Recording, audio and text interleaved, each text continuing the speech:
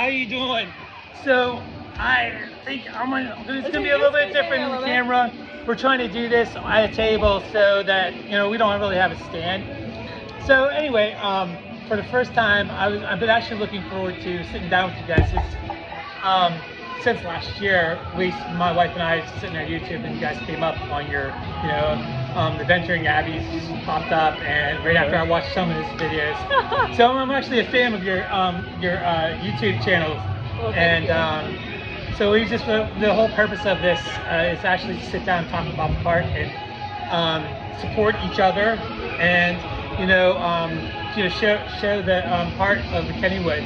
That's how you show Matt Krazy love. So with that, I just want to go and say thank you for your time, first of all. I know, like I was saying earlier, with kids it's a little bit different. So, but we're glad to be here. Derek, how long has Xscream's Thrills been around, and what made you want to start your YouTube channel? Well, okay, so it's been around for 9 years. Initially started where I was just making like No Limit 2 content. If you know what No Limits is, it's a roller coaster simulation kind of stuff like that. So I started doing that. Really what got me into doing it is I was looking for, I guess, an avenue to talk about roller coasters or something, because I know we always joke that I could talk to you about it so much that after some point, So yeah, that's why I pretty much just started the roller coaster channel and just get my thoughts out there. I feel you, enthusiast right here. You're talking to the choir, right? Yeah. What about you? Did you start yours not too long after with the Venturing Abbey's, or is it about the same time? No, I've only been like a year vlogging our trip since 2020. Okay. I've always been the photographer of the two of us.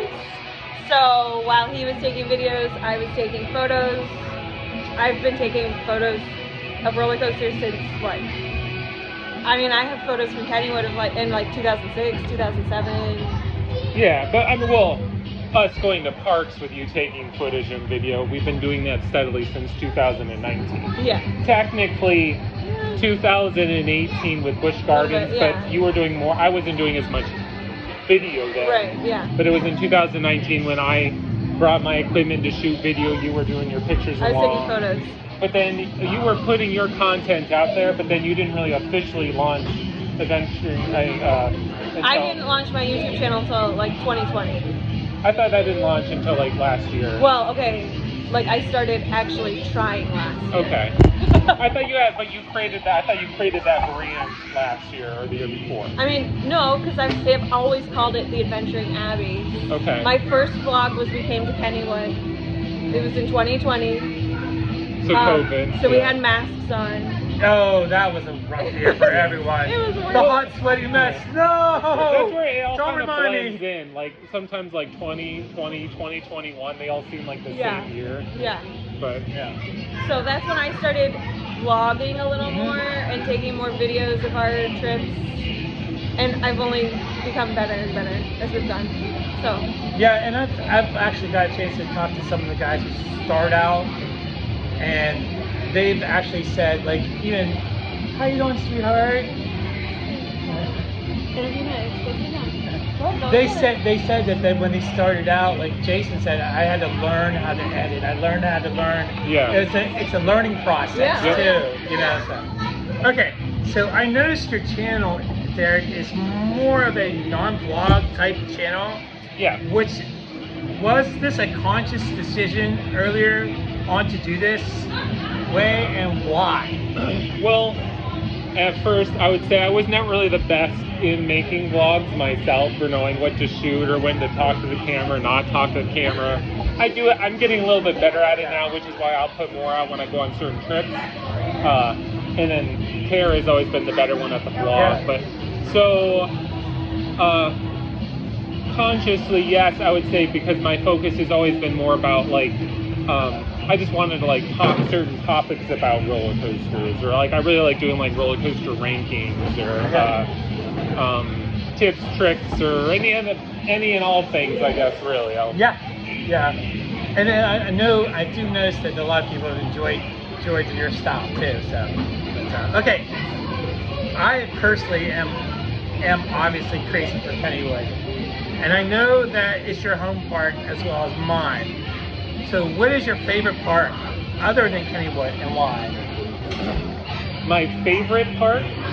Ooh, well, it's like I have a lot of like, I don't know if I actually say that I have like a favorite park, because it's like I have a lot of parks that I like for certain reasons, but I guess if I don't know, Islands of Adventure, Universal Studios Islands of Adventure. I haven't been there in years. You know what?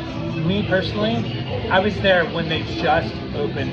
I mean, just opened. They had ET open, Okay. and we had ET open. No, it was Earthquake that was open too. I'm sorry, but that was it. I mean, year one. So, or maybe first season or second season. They had Nickelodeon Studios running. It was very interesting. You gotta remember, I was really young, so I didn't know nothing. And it wasn't really till recently that I became an enthusiast. Me and Rock just recently joined Ace like last year. So, yeah, it was. I'm gonna tell you a quick story, and then we'll go on to the next question. Rocky and I, a few years ago, we were almost divorced. It's horrible, but it was because one day I felt God pulling on my heart to talk to her. Then that went well, and then as we were talking, we were like, hey, let's go to Kennywood this weekend. And then on the way up and back, we started working on our relationship and our marriage. And I believe God used Kennywood as a tool to kill our marriage. That's a really quick story. Well, that's really good. That's awesome. Cool. Yeah, man. That's so cool. All right. good. Yeah. So, Derek, in one of your videos, you talked about your trip to Silver Dollar City, how your family went. Okay. And by the way, I agree with you before I get this, and that's one of my favorite parks. I mean, I love my home park, but Silver Dollar City, I can't say enough about that park. So you ranked one of your roller coasters at that park, and you picked Time Traveler over Outlaw Run. Why do you think that was? Because it's better. And that's fine. Well, a couple reasons.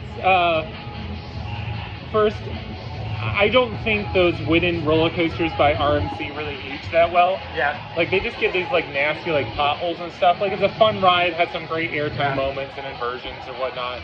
But Time Traveler, like that first drop out of the station, just every ride on that roller coaster is different than the last one. You'd be going through like the inversion backwards, sideways, spinning. It's like every time it's just a completely different experience.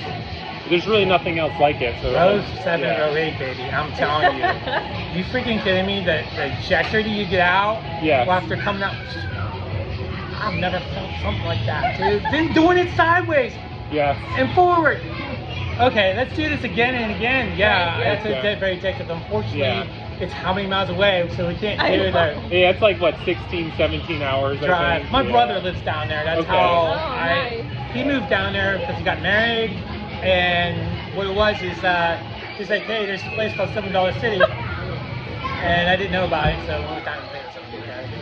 Okay, so this is for like kind of both of you. On one episode of ERT you guys did, you and Kara sat down and talked about the parents' fault. Okay. At amusement parks.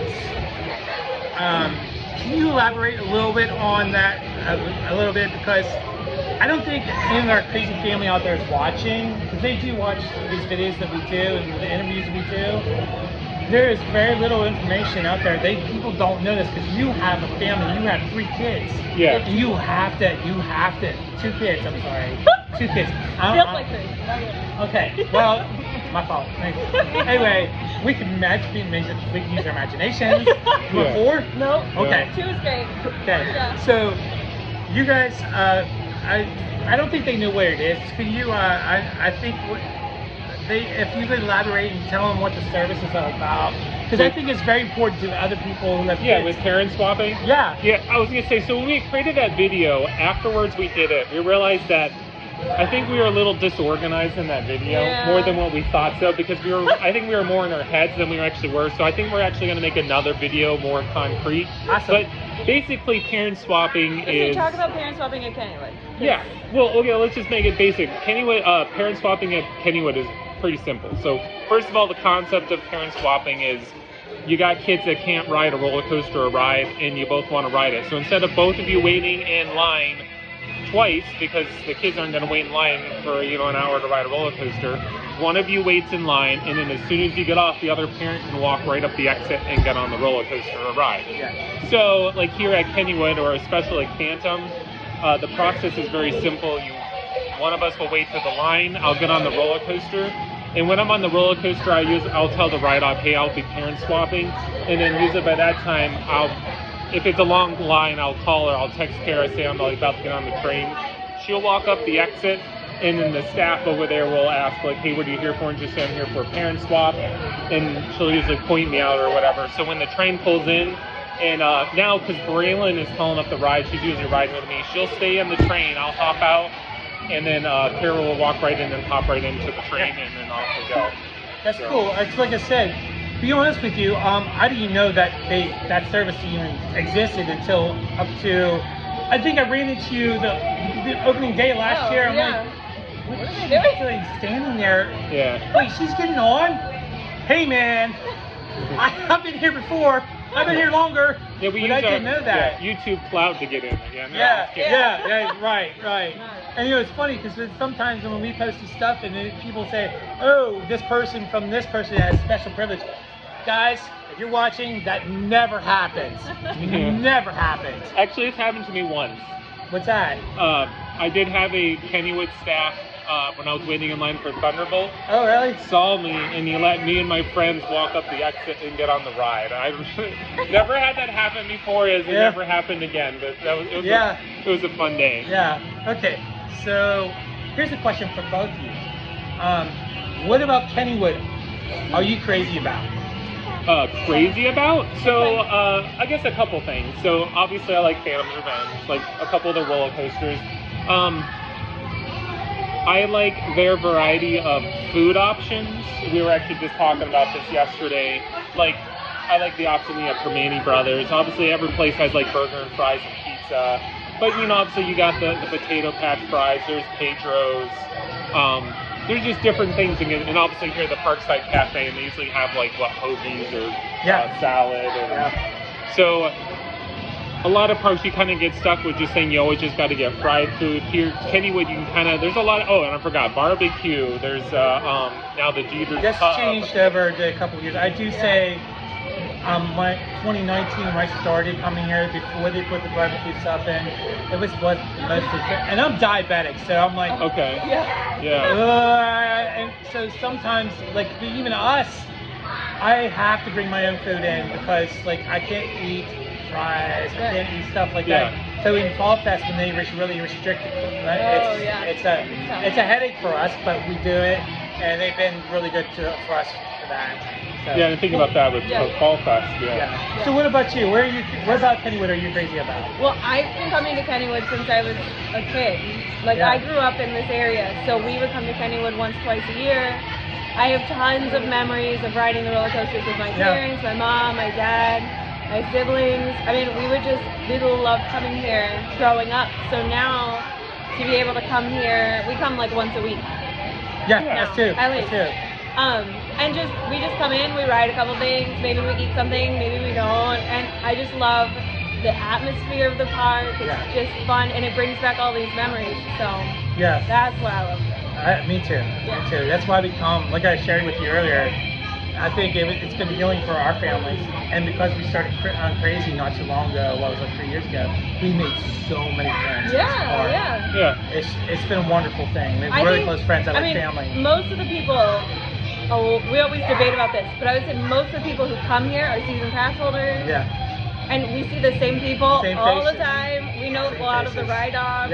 And they've gotten to know us, and so it's fun. It does feel like a family. And I say this too. People looked at me when I started coming here like every week, and like, you were just at Kennywood. Well, I mean, so but okay.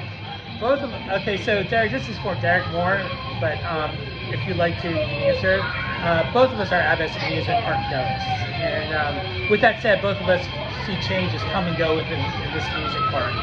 Whether it's a refreshment stand or a ride, when it comes to Kennywood, what is your thoughts about where the park should be in the next 10 years, or what is your prediction? In the next 10 years, okay, wow. So, I mean, obviously the most pressing thing is they have a giant... lawn ornament? Yeah, just standing Dust over collector? there. The elephant in the room. Yes. Yes. So, I mean, if you ask me, the park, because this has been their motto up for a while, I think it's starting to change now, but their motto before is like they were like getting new rides, but they were like prototype or like budget attraction, whatever they can do to get the lowest, the best deal. I mean, I've heard the rumors that they said allegedly with Steel Curtain they tried to get, you know, the cheapest price in or whatever. Yeah. And I think they really need to invest in one really solid attraction. And it doesn't have to be like some mega super roller coaster. I think this place could actually benefit from another like decent family attraction, another family roller Kennywood needs coaster. a mock spinning. Yeah, of course. Everybody roller needs a time coaster. traveler here. Yeah. Although, not to say that that wouldn't be awesome, it's just there's no room for that. There's no money for that.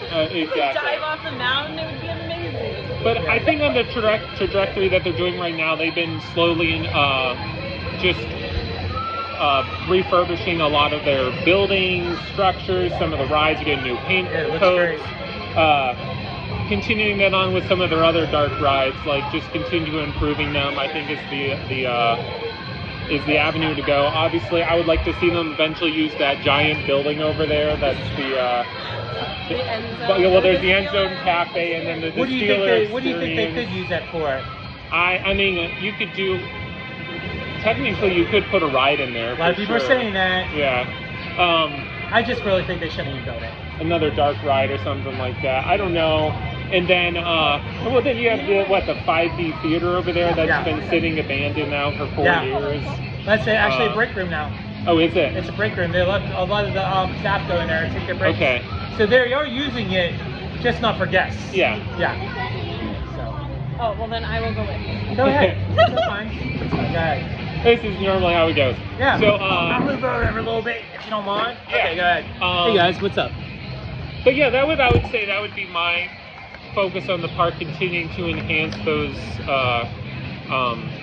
just those features, and obviously I would like to see a couple new thrill rides of some sort here.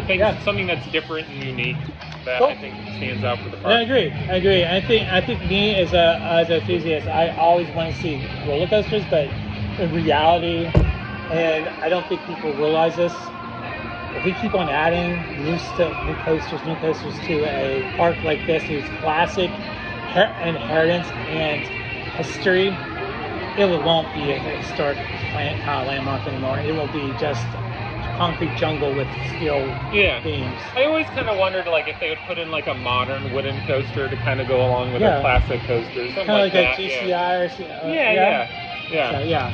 Okay, so we have a couple more questions. So, what do you think Kennywood did correctly this year? Did correctly this year. Yes. Jeter's Pub. I think that was a definitely good addition. Kennywood's really not like my home park. I've been coming here for like 9 years, I guess now. But so I didn't even know who Jeter is, and me Kara neither told me until like 5 years ago. Some character from the past or whatever. So, but nonetheless, it's just it's variety. They fixed up the turtles, which is good. Yeah, that's beautiful. Trying to think what else. I guess some of it I feel like a lot of last year. Like I like they added in that coffee shop. I don't really go out of my way to get a coffee shop, but I thought that was a good addition there. And those donuts are pretty good in there too. I actually had one. I cheated the one day. Raquel, it was a big fan of the donuts, but she's a big Star Trek Bucks fan. Okay. And so the coffee was what? Boo hits to you? Yeah, it looks like generic coffee. I don't drink it, but at least it's another option. Yeah, I mean, they needed something like that Yeah. here. They were missing a coffee stand, something like that. And I will also appreciate this year that this is where I feel a little bit more optimistic about the park. We know Steel Curtain is not open, but the fact that they actually came out and made an announcement about that's the first time the park has ever done anything. Because, like, we saw Skyrocket was down for a year, never heard a word about it.